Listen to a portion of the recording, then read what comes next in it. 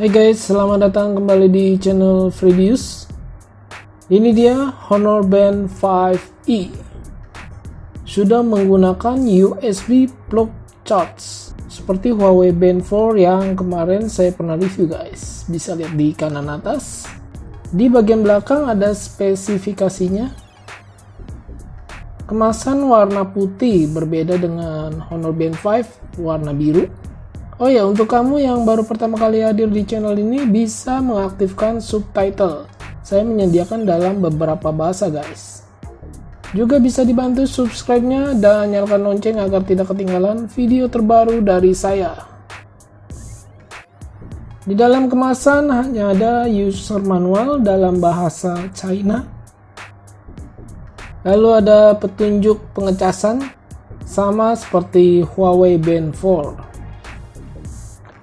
Ini dia Honor Band 5e. Desain mirip dengan Honor Band 5 yang pernah saya review juga guys. Bisa lihat di kanan atas.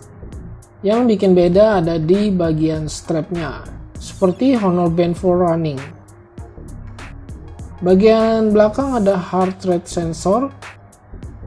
Untuk pengecasan juga sama di bagian bawah ya. Saya suka untuk buka pasang strapnya ini mudah. Untuk mengaktifkannya kita perlu charge dulu ya guys.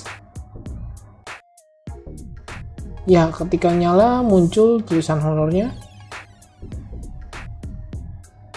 Tombol kapasitif ini masih sama dengan Honor Band 5. Yang tidak ada di sini adalah fitur olahraga renang. Semuanya masih sama dengan Honor Band 5.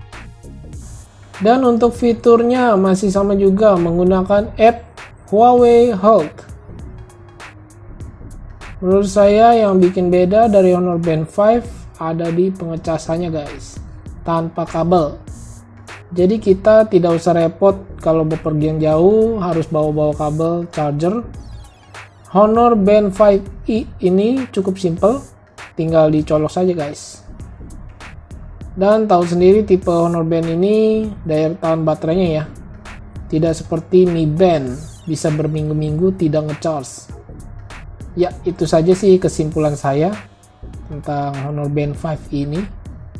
Semoga bisa bermanfaat dan menjadi rekomendasi buat kalian yang ingin beli Honor Band 5e. Silahkan di like dan share video ini, juga bisa bertanya di komentar. Saya Freddy, thanks for watching and see you next video.